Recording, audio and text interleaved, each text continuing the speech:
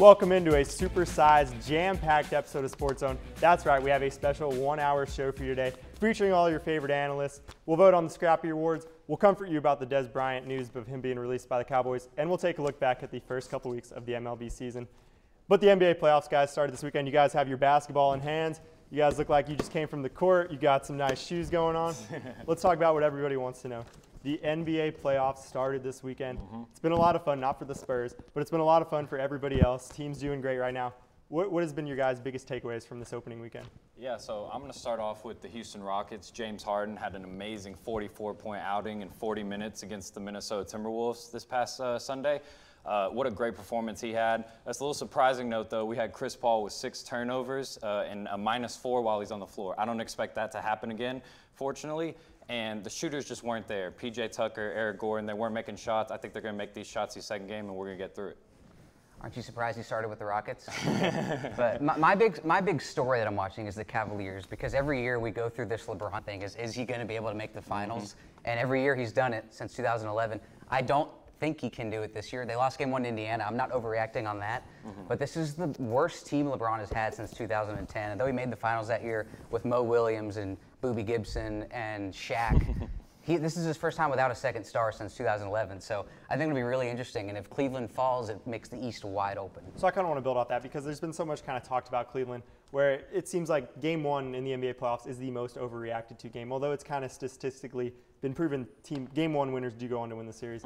But there's so much overreaction, especially around Cleveland. Do you guys think this year it necessarily merits the overreaction to it? You know, but it is LeBron. He has made all these finals in a row. But then again, this is kind of his worst team he's had. Do you think the overreaction's there? Right. And it's the first-round game he's lost since 2012. 21 straight first-round victories for LeBron. That's an incredible stat. He just doesn't lose in the first round, even when they're down by 20. He puts the team on his back and brings it back. It's just what LeBron does. He's one of the most marvelous athletes we've ever seen.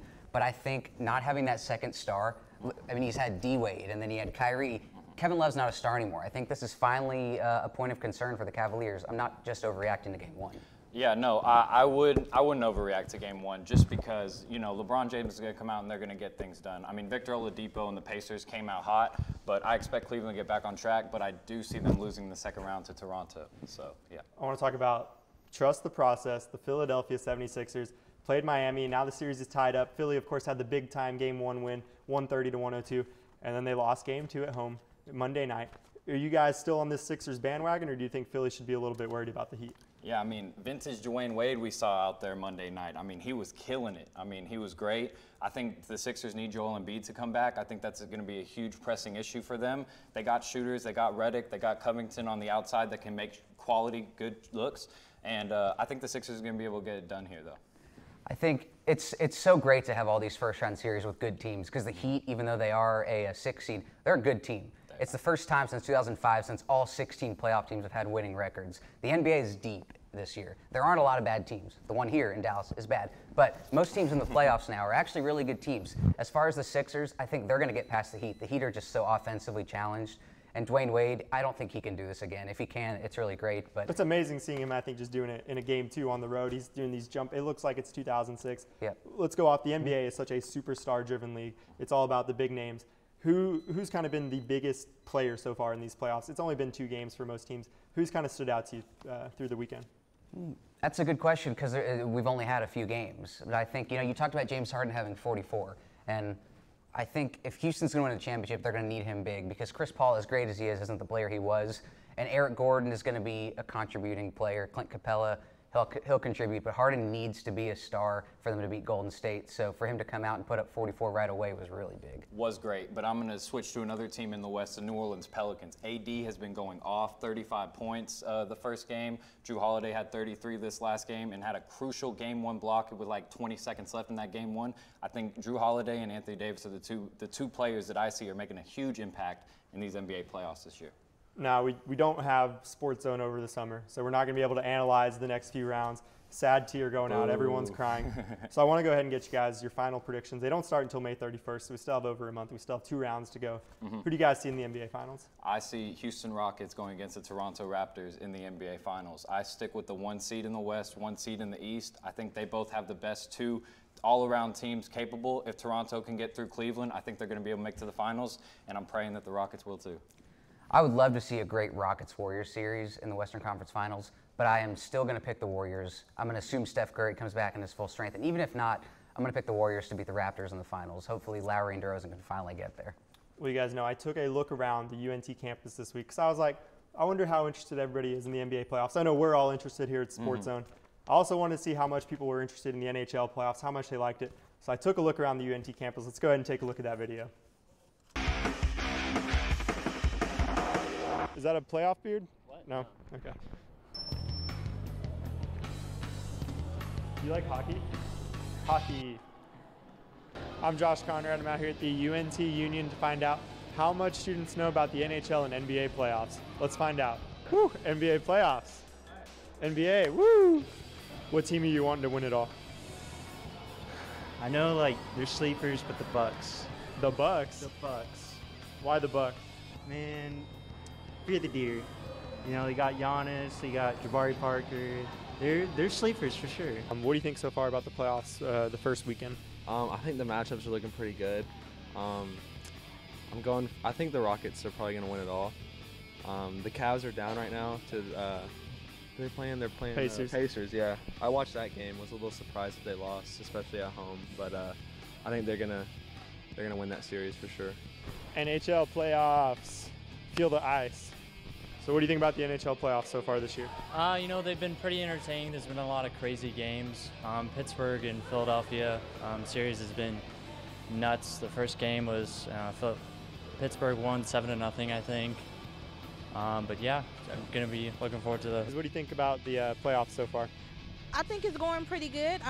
Some teams have let me down, but you know, we're still in it. The Spurs. The Spurs, yeah, definitely. Who's going to win it all this year? I would like to see Las Vegas win it. Obviously, their first season as a franchise. But if I had to put money on it, I'd probably say Philly or Pittsburgh, honestly. Those teams have been looking great. But yeah, but go Knights, though. I'm not going to high-five you. Good. There's been a player taking the NHL playoffs by storm. His name is Sergio Ralavowski, Romanov, Kalevsky, Shek, Pekovic, Polovic, Kurt, and then it's a couple clicks that I can't pronounce on TV due to licensing. What do you think about his performance in the playoffs so far? That's not a real guy, is it? Yeah, it is. What team does he play for? The Nashville Predators. I don't know. All right, well, not a real hockey fan. Did you guys see Trevor Moore made a couple three-point shots? He did? I didn't know that. It was his first in the playoffs. Well, that's amazing. He needs to keep it up there. What do you think's been the biggest shocker so far in the first weekend of the NBA playoffs? Milwaukee Bucks versus the Boston Celtics. I was at work when that game happened. Just as the Celtics hit the game winner, I'm thinking that the game is over, but then Milwaukee, 0.5 seconds, score the three-pointer to tie the game back. Well, as you can see with the NBA playoffs started, there is so much passion for it here at North Texas. Back to you guys. Okay, so what would you bring to my company? What do you need? I need problem-solving skills. I got through high school without a car, a phone, or a computer. No college degree, though. Not yet, but life's taught me a lot, and I'm ready for more. Well, you're not the typical kind of candidate that I hire. But you are exactly what I'm looking for. Your company could be missing out on the candidates it needs most. Learn how to find a great pool of untapped talent at gradsoflife.org. Okay, so we drowned the fire, stirred it, drowned it again, and now just feel if it's cold. Yeah. Cool.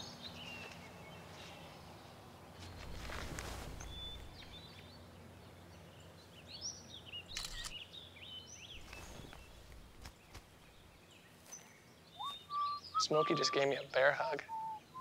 I know. I already posted it.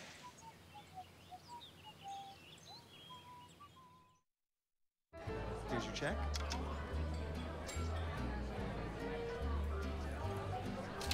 Oh, you got it. You know, since I got rid of my car, I really enjoy walking. Okay. God, no.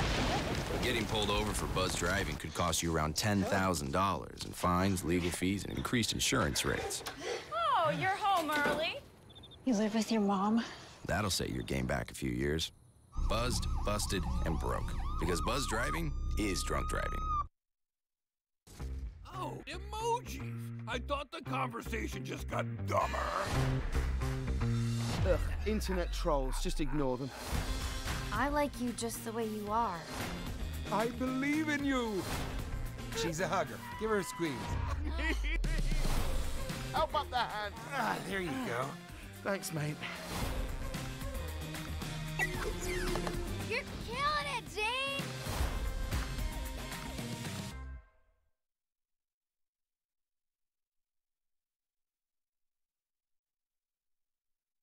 Every year, 40% of all food in the U.S. never gets eaten.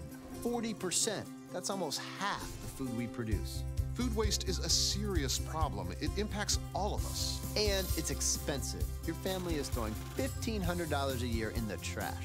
We're working hard to put food waste on the chopping block. And you can do the same at home. Learn how to cook it, store it, and share it. Just don't waste it. Go to SaveTheFood.com.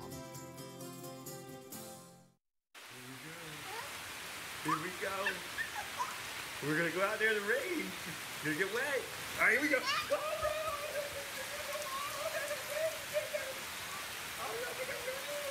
Okay, quick.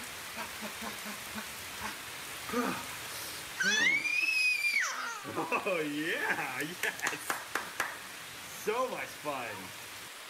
Mwah.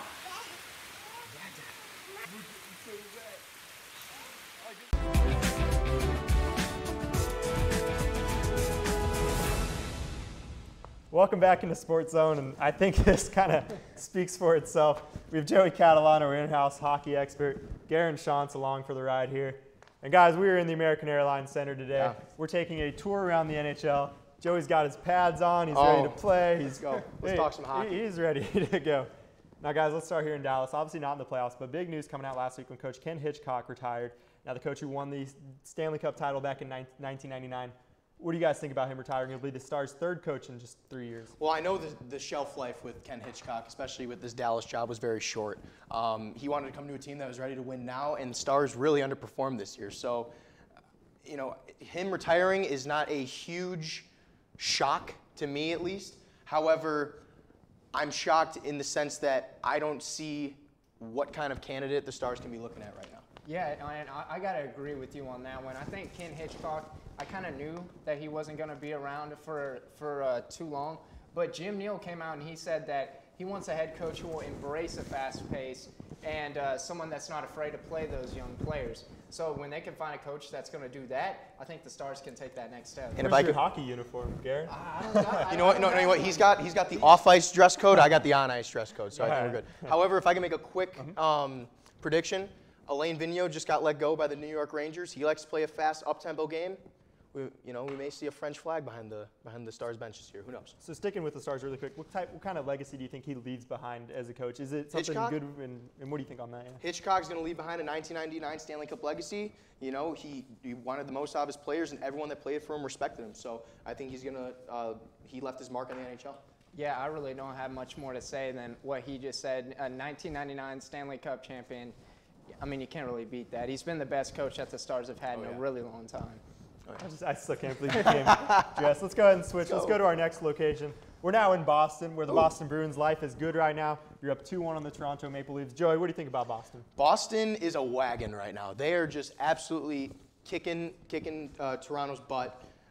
Toronto does have a lot of young players that have not been in the spotlight before. So Boston, even though they also have younger players, they've been there before. They've won a cup in 2012. Bergeron, Marchand, Chara, those guys have been to the big dance before, and I think that's one of the main reasons why they're succeeding in the first round. They gave us better seats in this arena. They did, yeah. I like the lower bowl we got right now. Yeah, and it's Boston. Pasternak, he has 3 goals and 3 assists, and those nine scores in the first 2 games of the playoffs. That ties Phil Esposito's record, which, I mean, that's absolutely phenomenal. And that's a Hall of Famer. Pasternak came out of nowhere this year. I mean, the fact that he is just steamrolling the Toronto Maple Leafs defense is just hard to picture from last year. We have to go to our next location. I hope you guys pack some cooler clothes because we're going to the desert. Viva Las Vegas right now. We're out where the Las Vegas Golden Knights swept the Los Angeles Kings 4-0.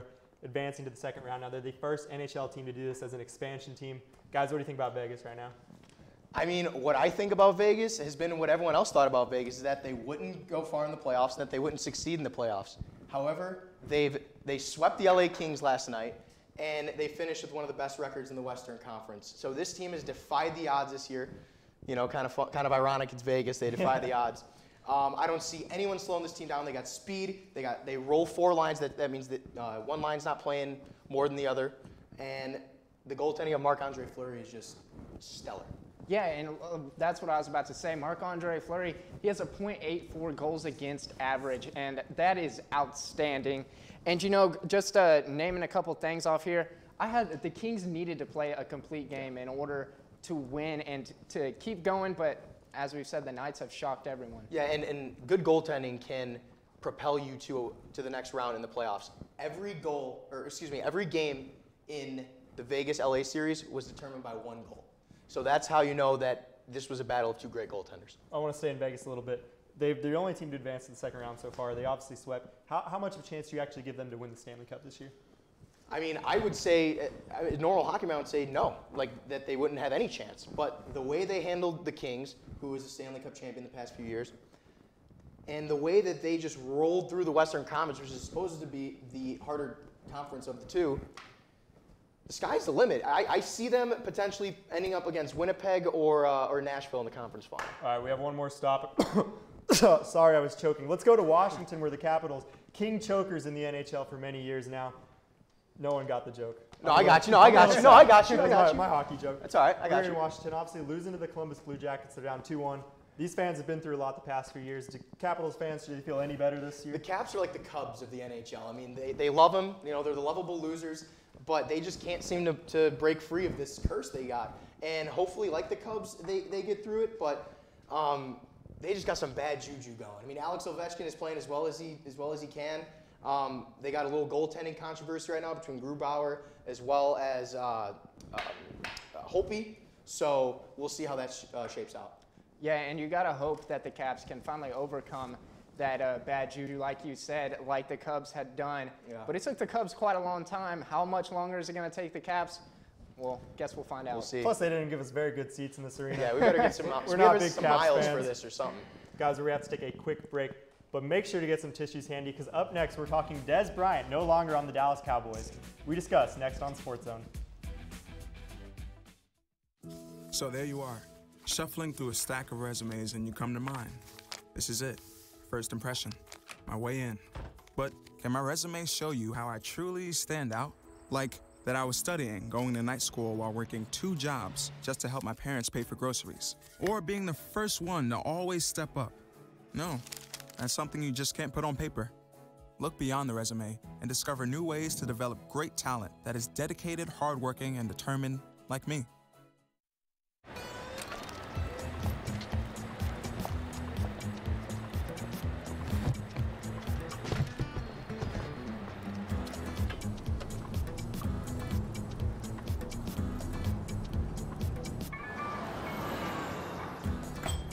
It's a short ride from your neighborhood to your naturehood.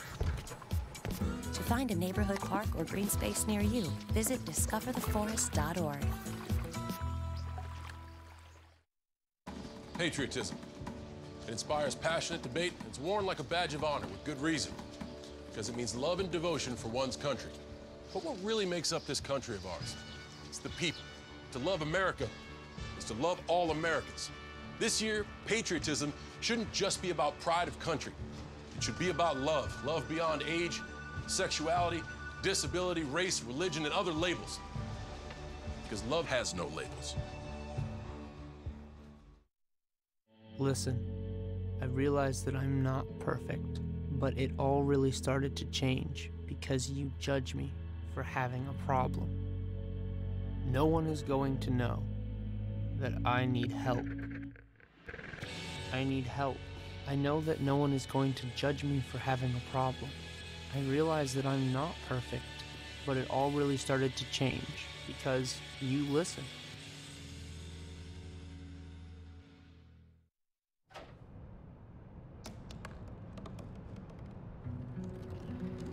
They said I couldn't dream.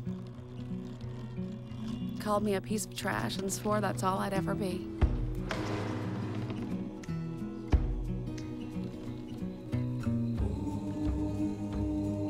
Said a bottle couldn't see the ocean.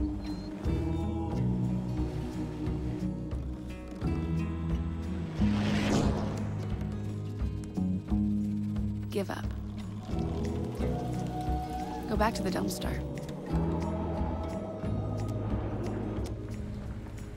But I didn't listen. I made my way.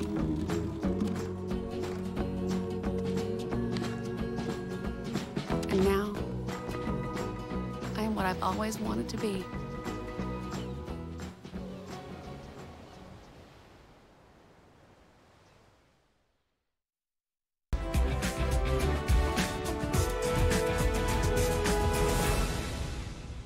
Well, last week the Dallas Cowboys announced they were releasing 7-year veteran Dez Bryant from the team. Now the former first-round pick out of Oklahoma State is currently looking for a new employer for the 2018 NFL season. We have a tweet from Dez last week. Let's go ahead and put that up there. As you can see, Dez Bryant, quote, "Cowboy Nation, I need you to know this wasn't my decision. I will always love y'all forever, Dallas, in my heart," end quote.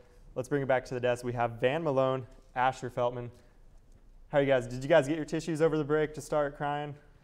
Tears of joy. Tears of joy. Okay. All right. Well, go ahead, we're man. playing an emoji game here today. We're going to see how you guys truly feel about Dez Bryant leaving the Cowboys. Asher, we'll start with you. What's your emotion about this? I would say I'm not bawling. I'm sad because it's always sad to lose a guy who's been a huge part of your team for a long time. But the thing about Dez is I was sad, especially when he made that tweet. And then the more he tweeted, the less sad I got because you kind of see what kind of guy that Dez is. You know, he's kind of a child. He's immature. Yeah. He's a little bratty. He's a diva as a wide receiver. Highest paid receiver in the NFL. They should have cut him a couple months ago. So I was sad, but not like too sad. I'm going to hold up the thinking. I'm like,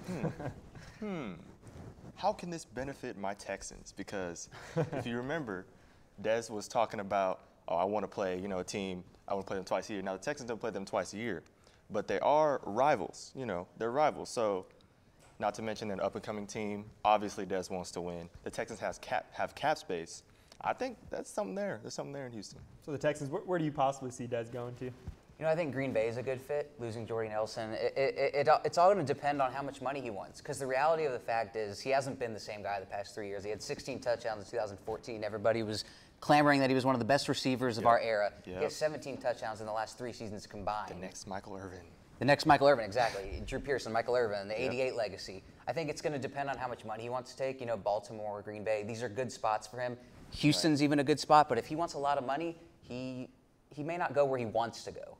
So do you guys truly think Dez is kind of outwashed as a talent? He's kind of already peaked. Do you still see maybe that production? Because I think a lot of it is the offense the Cowboys used to be in with Tony Romo was so going downfield, Romo to Bryant, and it was such a good connection. Dak comes in, the offense is kind of more side to side, which isn't really Dez's forte. Is such a tall outside receiver. Right. Do you guys think it's more to blame on the Cowboys kind of switching offensive directions, or do you think it's more on just Dez talently isn't there anymore? I think it's a little of both. I mean, Dez, because he's had injuries, and the chemistry of Tony Romo and the chemistry of Dak Prescott are very different things. Tony Romo, he would literally take the ball, snap it, and quickly throw it out to Dez on a back shoulder fade. It'd be almost like they knew what they were thinking. With Dak, it's a little bit different. Obviously, he's young.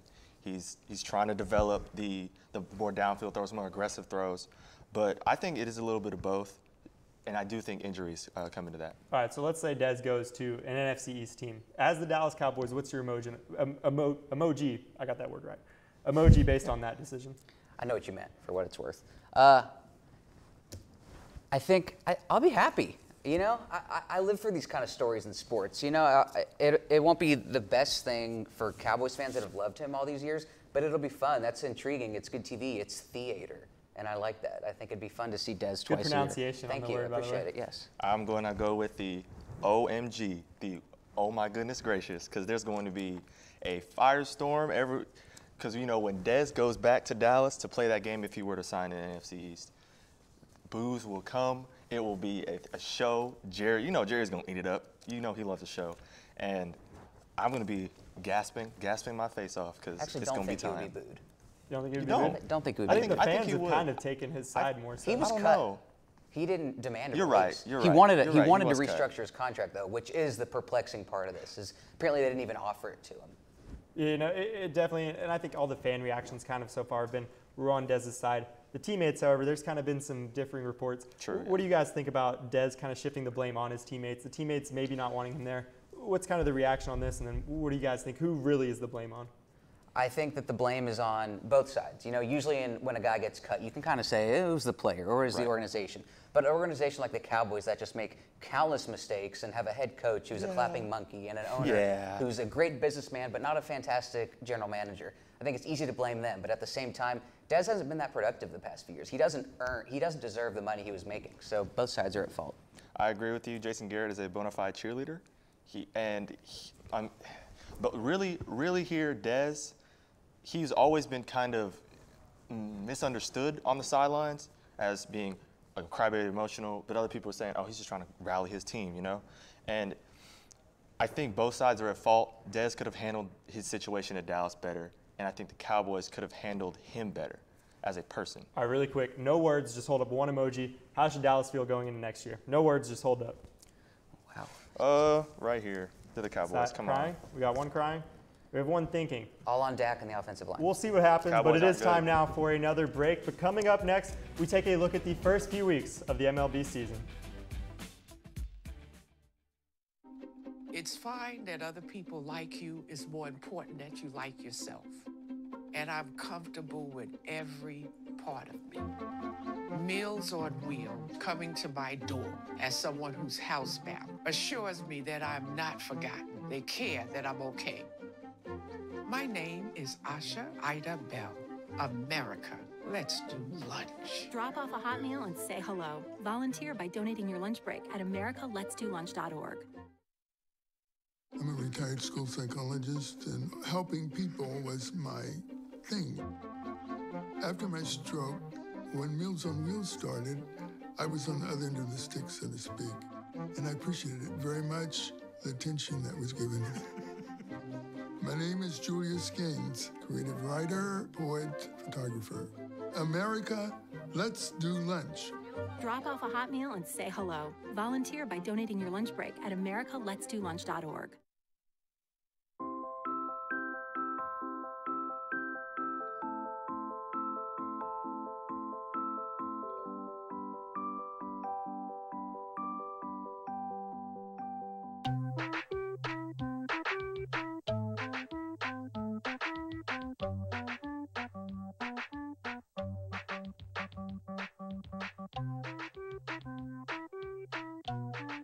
Start a story. Adopt at theshelterpetproject.org. I'll never forget the day our landlord called and said, read your lease. No pets allowed. My owner tells him my dog ate the lease, but that didn't work. And now I'm stuck in a shelter. But this pit bull is ready for a new crib. I'm loving, loyal, and play well with others. So don't be intimidated by all my muscles, because the biggest one I have is my heart. That's right, I said it.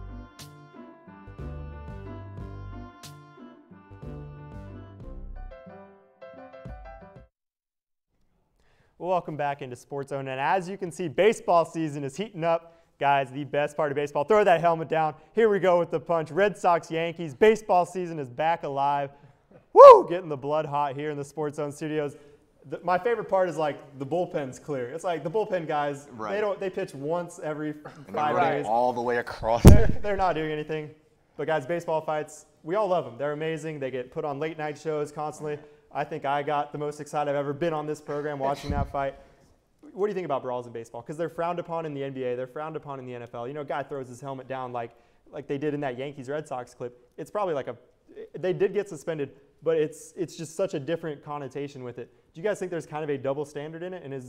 Or do you like baseball fights? Well, you know, people, over the offseason, they were wanting to go into more of they wanted more exciting baseball games. And, you know, these games are the types that you want to see if you're at a baseball game because, you know, they're so slow. We've all been to a baseball game. Yep. You know how they go, especially Rangers fans. We know how it's going. But when those fights are happening, it gets the fans excited and you get the players are getting excited too because they're finally getting to go out there, getting to throw some punches.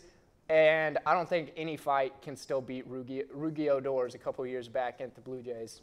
Yeah, his entire face moved about 2 yards back. Yeah. That was awesome. But I do think there is a little bit of a double standard in sports, with baseball fights and sports fights, because it's a slow game. You got to find some way to make it exciting. And, you know, NBA fights are rare when it's like a fight, you know, guys get in your face and they're it's not just Draymond Green and, talking. Yeah, you know, you don't ever really see thrown punches. Similar with hockey, you'll see thrown punches, but they happen so often. It's just like, okay, a hockey fight, okay, okay, you know. Baseball fights, it's very interesting because, you know, it's a slow game, it's kind of low, and all of a sudden somebody's throwing their bat down and running at the mound. And I think because it's so slow, it's definitely a double standard. All right, well, the fights are very exciting. I hope they definitely keep on happening for the rest of the baseball season. Let's switch over to the actual baseball. The Red Sox, you saw there in the fight. They won that fight, by the way, and they've been winning the season so far, 9-1 in their last 10 games. It's a very young season, but they did top the Houston Astros at the top of the MLB.com power rankings. Guys, what do you think about the Red Sox? Is this a year that maybe could end magically? Do you think October happens in Fenway this year? It's definitely too early to tell, especially for this type of team. I was trying to get you to overreact. But we saw the Astros. They got off to a hot start last year, and we all know how that ended. Can the Red Sox do that? Maybe, but I don't know if they have that same type of team and the same type of roster that the Houston Astros have. I agree with you. I think, you know, Mookie Betts is playing out of his mind right now, and as expected. I mean, he's a star player. And the Astros, they have such great pitching, and with that pitching, bats get hot, bats get cold. Pitching, most of the time, is very consistent. If you have a bullpen, you have guys that can go in, get her done, and get out of there with a dub. I think in the long run, the Astros can really go somewhere. Well, Joe Kelly for the Red Sox, going back on them, will never have to buy a drink in Boston ever again in his life after winning the fight against the Yankees. Let's switch over to our lovable Texas Rangers. They lost again today. It's not going very well. Now, we did take a series from Houston. Bartolo Colon almost threw a perfect game. Okay. I think we should make T-shirts and frame it and say, Definitely. here you go, Houston. We got you one series. What do you guys think about the Rangers? What needs to happen immediately? They've had so many injuries. You've got Profar out there, but he's getting hurt too. Elvis is out 6 to 8 weeks. What do you guys think about the Rangers? Yeah, I'm so confused on what to think of the Rangers because they're bringing up some talent.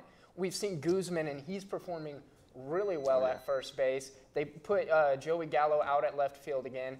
He's succeeding once again. And, you know, Joey Gallo's definitely one of the biggest hitters on this team. But losing Profar, losing Andrews, losing Odor, Delino DeShields, he was supposed to be the starting center fielder. Now I don't even know who the center fielder's name is.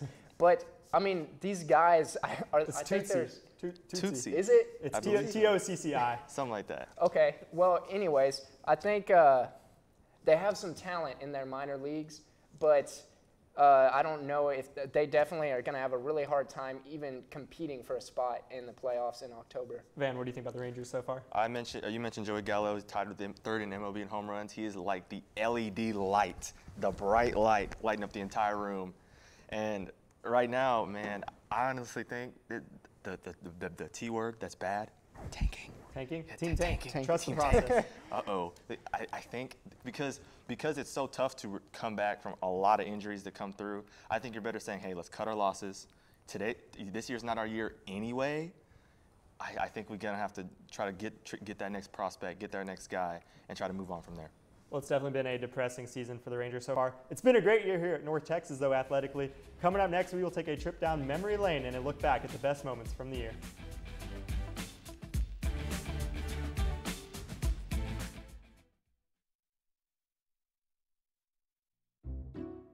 I'll never forget the day our landlord called and said, read your lease. No pets allowed. My owner tells him my dog ate the lease, but that didn't work. And now I'm stuck in a shelter. But this pit bull is ready for a new crib.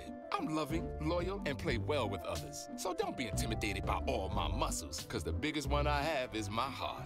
That's right, I said it.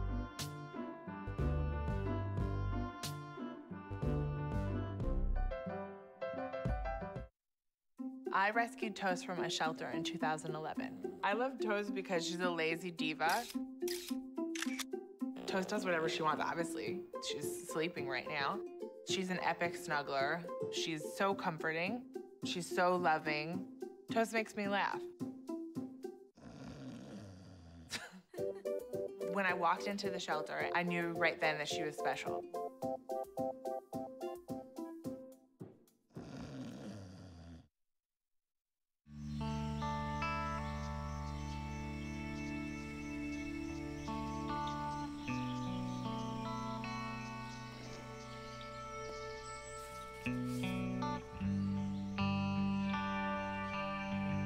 This is the moment I knew. His future had no boundaries. There are some moments only the forest can inspire. Find yours at discovertheforest.org. I understand. I know it's not your typical resume. Okay, well. But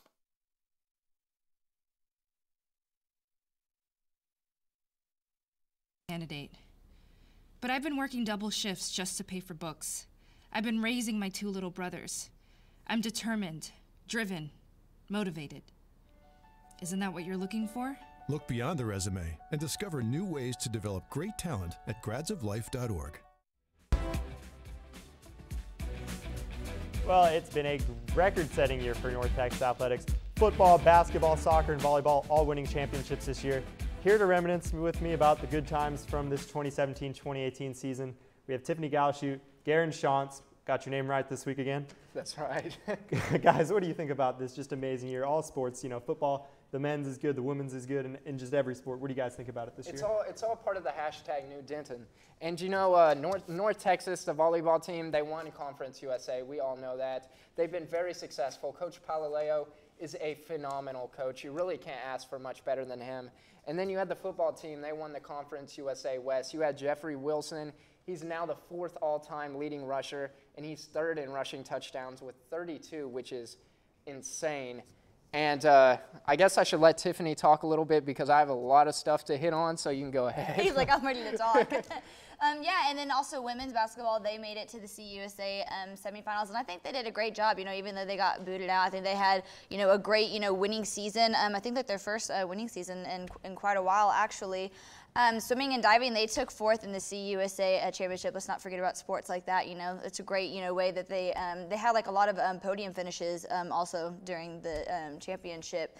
And track and field, they had 14 podium finishes at the UTA Invitational, so I think that that's really awesome. All these sports just represented UNT in such a great way this past season, and I don't think any sports, let us down. They made us proud.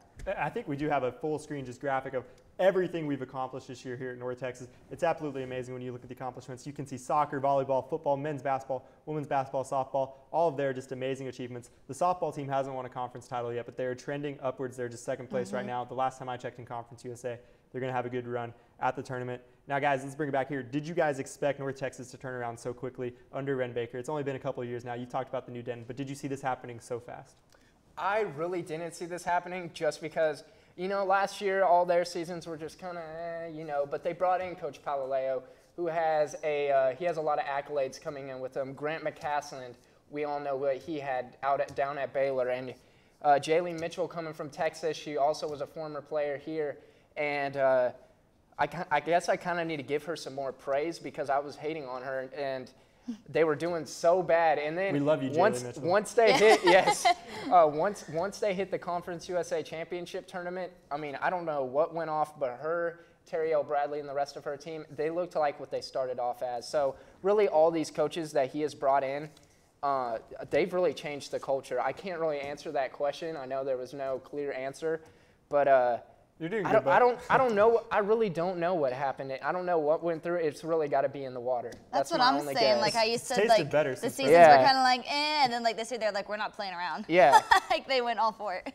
So let's go over to basketball. Obviously, the most recent success, CBI championship. Finally, their first postseason championship win ever.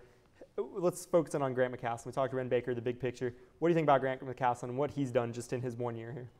What Grant McCasland has done is amazing. He has turned this basketball program around. Those stands have been the most filled I've ever seen, and I've lived in Denton my whole life, and I've been to a couple UNT games when they weren't so good. And, Grant McCasland, he brings that championship pedigree to this team, and like we saw, they won the CBI tournament. They beat that #1 team. Was it the first round that they beat the #1 seed? So strong this year. Yeah, and you know, he's developed players, Roosevelt Smart, DJ Draper, who unfortunately is now transferring, but he's had these guys that have come from nothing to superstars on the stage. How much do you think it goes to Coach McCasland in this first year, Tiffany? Oh my God, a lot. Like you said, it's turned around so much from the the past seasons that we've had, and just in particular last season to this season. It's just like a whole new team, and I guess that comes with a whole new coach as well. But it just completely changed, and I feel like people are gonna now want to come to us, because they're like, oh my God, this team, this coach. And because we have better drinking water now in Denver, it's upgraded a little bit. That's true. And that too. Let's go quickly to football. A great year last year, 9-5. You make the Conference USA title game. You make a bowl game. Obviously lost both of those, but still an outstanding year. What can we expect from this football team in 2018? Do you see another successful run coming for them? You know, we talked about this a couple shows back, and Conference USA is getting better and better. Teams like Rice, they brought in the Stanford offensive coordinator. We obviously know what's happening down at Florida Atlantic. They're going to be very tough to beat. This North Texas team, I can see them. It's so hard. I don't want to talk bad about my team, but I think they're going to be just about the same as they were this year. And they're losing Jeffrey Wilson, but you got Nick Smith. He was a quality backup and was quality in those complementary roles. I see them being at just about the same, but I see the players being better.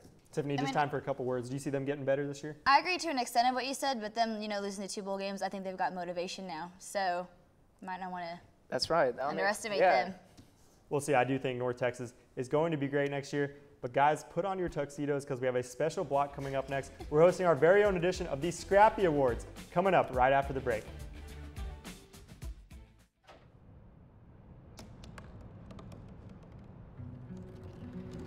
They said I couldn't dream. Called me a piece of trash and swore that's all I'd ever be.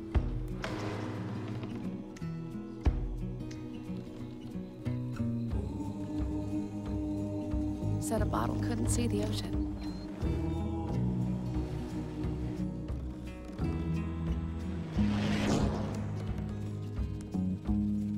Give up.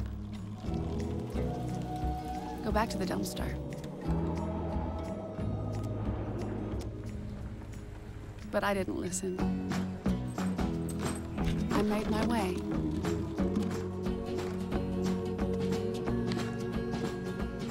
And now, I am what I've always wanted to be.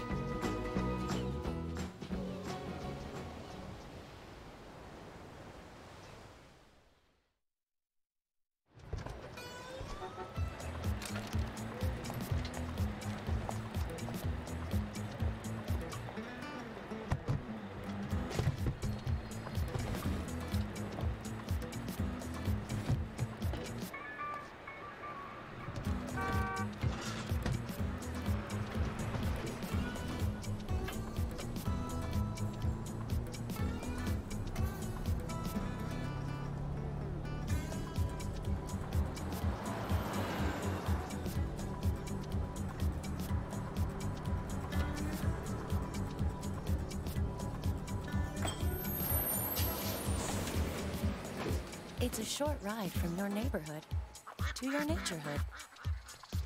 Find fun activities to do, like boating and biking, or camping and hiking, plus much more.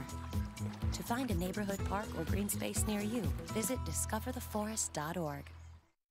Listen. All it took was someone who would insist that I just try. Suddenly, everything was turned around because they judge you. You tell them, I don't need this. No one is going to understand. Unless they've been through it, how can they? Then one day you realize You feel so hopeless. I need help. I need help. You feel so hopeless. Then one day you realize, unless they've been through it, how can they understand? I don't need this. No one's going to judge you. Suddenly everything was turned around because they insist that I just try. All it took was someone who would just listen.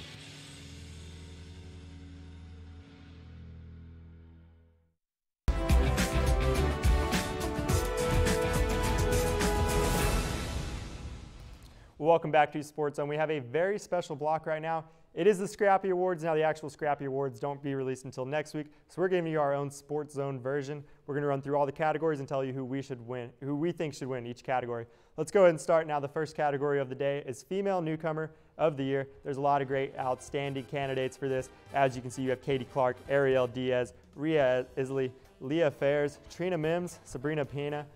Let's go ahead and go over to Tiffany. Tiffany, who's winning Female Newcomer of the Year? And look, we have special guest Scrappy. Scrappy looking good as always. And our female pick of the year goes to Leah Fairs McGee. She led the swimming team to their first ever postseason meet. Well, definitely a great award. Congratulations to her.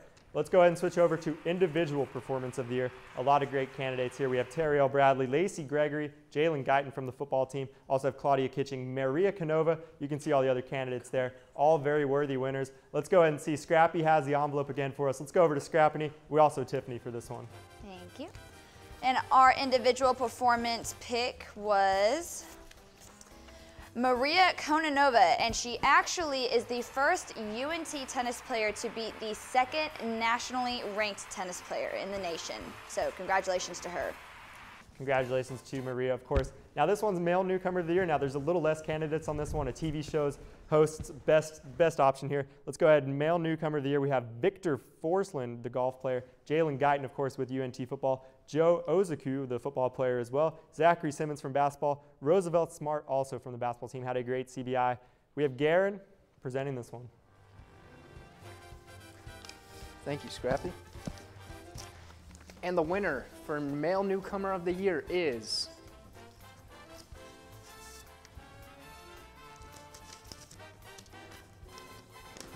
Roosevelt Smart. Roosevelt Smart, he set the school record for three-pointers and averaged 23 points per game. So congratulations to Roosevelt. Congratulations to Roosevelt. A great tournament. Don't worry, guys. There's no Steve Harvey moments here. All the winners are final. We're not screwing up any of these. Let's switch over. Our next category is going to be Team Moment of the Year. A lot of great candidates here. We have the football game-winning drive against UTSA, the magical, the drive as it's been quoted, the men's basketball team winning the CBI, soccer, men's golf, women basketball, all great candidates there. Let's go back over to Garen and Scrappy to announce the winner of Team Moment of the Year. And the winner of Team Moment of the Year is the football game-winning touchdown against UTSA, Mason Fine. He threw that big touchdown in the last minute against UTSA to Rico Bussey, and one of the best plays that I've definitely seen at UNT. So congratulations to the North Texas football team.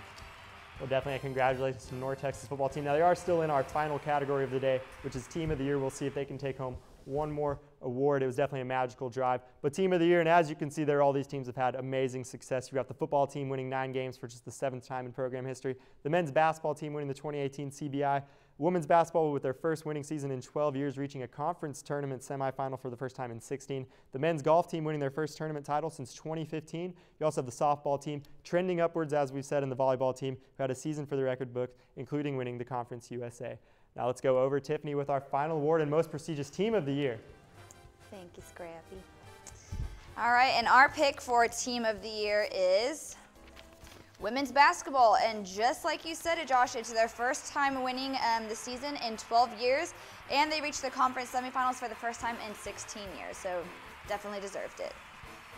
Well, congratulations to all of our winners. Now the actual Scrappies, you can vote up until April 26th, and then the winners will be announced on April 30th. These, of course, were just mock ones, so if you're the football team, don't get mad. Or if you're any other team that we didn't give an award to, do not get mad.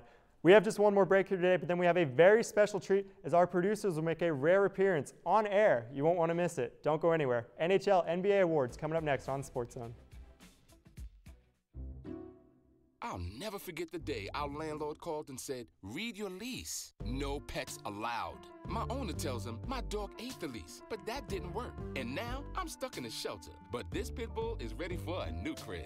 I'm loving, loyal, and play well with others. So don't be intimidated by all my muscles, because the biggest one I have is my heart. That's right, I said it.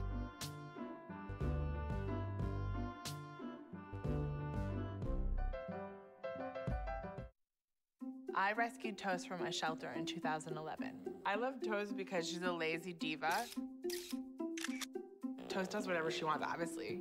She's sleeping right now. She's an epic snuggler. She's so comforting.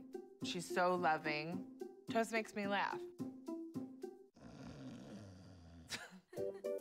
When I walked into the shelter, I knew right then that she was special.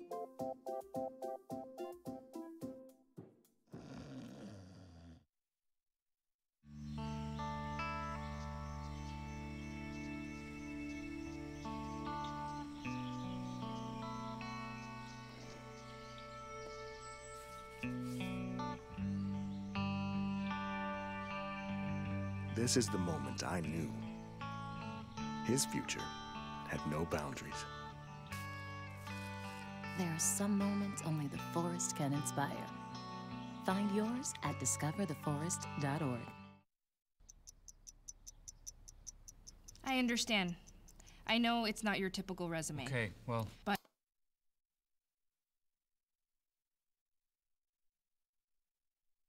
candidate.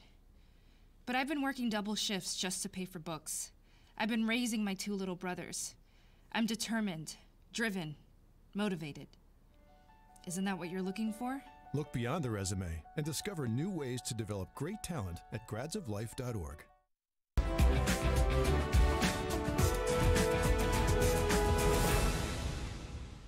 Well, we have a very special treat for you guys here today. We have our 2 producers, Charity Blackman and Jonathan Monet, joining us here at the desk. Now, Jonathan, I believe this is your first time ever on television. I believe so. So don't throw up. He's actually a producer, not an analyst. Try not to, yeah. Don't get too cocky over here. Okay. We have Charity. She's obviously been on air before. Yeah. Now, guys, big NBA fan, big NHL fan. They're going to tell you, we just had our Scrappy Awards. This isn't quite as prestigious as the Scrappy Awards, but it's still very prestigious. Our NBA and NHL Awards. We're going to have you, Charity, you're going to do the NBA. Jonathan, you're going to do NHL. Let's start with the most valuable player in the NBA. Charity, who you got? All right, well, my MVP is clearly obvious. I'm from Houston. So I'm picking James Harden. What, I mean, that's good. Why not? Right. He's been subbed twice to me. He's been subbed twice. I feel like he should have won last year, but of course, Russell Westbrook had the triple-double. So, I mean, congratulations to Russ, but he leads the league in scoring right now, 3.1, 31 points per game actually, third in assists, and not to mention he had the nastiest crossover I've ever seen this season, like the nastiest crossover. I know y'all saw that. I'm refraining any anti-James Harden comments for the moment. You're a Spurs fan. I know your situation right now. But, I mean, James Harden completely deserves it. He's the best in the league. Second, I think the second person should be LeBron James, but definitely James Harden for MVP. Switching over to the NHL, who you got MVP? Well, for the NHL, there's so many choices to choose from, but I have to go with Nathan MacKinnon from the Colorado Avalanche. If you look at last year, 2017, Colorado was the worst team in the league, and now they're in the playoffs this year. The turnaround was so good, and they had so many leaders and such a young team as well. And he helped lead this team. He doubled his point total. He doubled his goal total from last year. And even on the power play, last year he had 2 power play goals, and this year he has 12. He has developed so much over the past season that he definitely deserves this. We'll see, definitely. Very interesting MVP. I'm a little more heated at your choice to go James Harden. Why are you heated about it? I'm not heated. He deserves it, but I think. Okay, who's your pick? I would go with LeBron. LeBron's the MVP every year. You look at the Always roster the MVP. LeBron has. Okay. Honestly, you guys got lucky Kawhi wasn't healthy this year because Kawhi would have been the MVP. Oh, okay. We'll see about that. We'll see if he returns. He was great in the 9 games he played in. Oh, okay. Let's switch over, though. Coach of the Year, always an interesting award. Yeah. We'll go back to the NBA. Who you got Coach of the Year? I have the Utah Jazz Coach of the Year, Quin Snyder. I picked him solely because he has lost a lot of players, 3 players in particular, Gordon Hayward to the Celtics, Ricky Rubio, and also Rudy Gobert.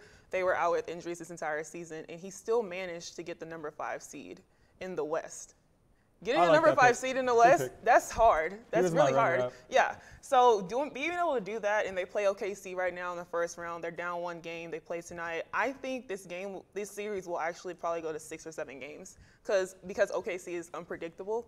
They're not consistent, but they have Donovan Mitchell, which I will get to later, on your team. So I think that he should win Coach of the Year. Who you got Coach of the Year in the I have NHL? to go with Gerard Gallant from the Vegas Golden Knights, mainly because, and this should be a unanimous decision for anyone who's voting for the Jack Adams Award for the NHL Awards. He had a special case because he took a team that is brand new, and he has a team that has zero chemistry at the start of the season, and all these players, and he had to, in the offseason before the season, he had to go and research these players and learn their strengths and weaknesses and figure out where he's going to put them on this team. And he did it from day one. I mean, they went into Dallas game 1 of the 2018 season and beat them. And then they went on an 8-1 streak to start the season. And they're doing unspeakable things for a team in their inaugural season. And they just beat the LA Kings in their very first playoff appearance ever. I mean, there's no reason why Gerard Gallant should not get this award. You won me over. If I had to vote, I would vote there. Quin Snyder, he's good, but Greg Popovich is coach of the year as always. Oh gosh, okay. Let's move over into our next award for the NHL and the NBA. It's all NBA third team center. I'm just kidding. Who's your rookie of the year? Rookie of the year, I'm kind of doing a toss-up right now between Ben Simmons and Donovan Mitchell, just because Donovan Mitchell, he's been very dominant. I mean, he had 20 points per game. He broke the record for most three-pointers made in a season by a rookie. He has 186, and he's still going. So I think that's a case for him. But on the flip side, Ben Simmons is a freak of nature. He is basically LeBron. Do you think he should be counted off because he had a year? That's the one thing I don't know about, because Blake Griffin won Rookie of the Year, and he was out with an ankle injury for his first season, but he won. So that's kind of a toss-up. I'll leave it up to the fans. You guys go online, go onto Twitter, vote Ben Simmons or Donovan Mitchell. I think it should go to Donovan Mitchell, but hey. Jonathan, a little bit quickly here. Who do you have as the NHL Rookie of the Year? I actually have Matthew Barzal of the New York Islanders. He leads all rookies in scoring. He played all 82 games, and he found himself a home in the second line of this offense behind John Tavares, the captain of the Islanders and their #1 center. He has done amazing this entire year, and he hasn't missed, and he definitely deserves this. All right, well, you guys have been absolutely amazing on air. We should have had you on way more than we actually did this year. I just want to say thank you guys to everything you've done for this show, everything you've done for me. You guys have been absolutely amazing. Is there any last words you guys want to get in really quickly? We just want to thank our crew. You guys in the control room. You guys did an awesome job this semester. Joey, our director, all of our technical directors, audio. You guys are amazing. This show wouldn't be anything without y'all. So. Absolutely. This has been an amazing crew. Every year I've been on this from the start, and this was the first show that I started at NTTV, and I mean, this has definitely been my favorite show, and it couldn't happen without the crew behind the scenes. And for everyone else who's graduating as well, congratulations, good luck, and for next season, you guys are going to have some really good producers and a good host as well. Yeah, and a good host. Maybe, if I get renewed. Maybe. But thank you guys both for joining us. Thanks for everything you've done in your time with this show.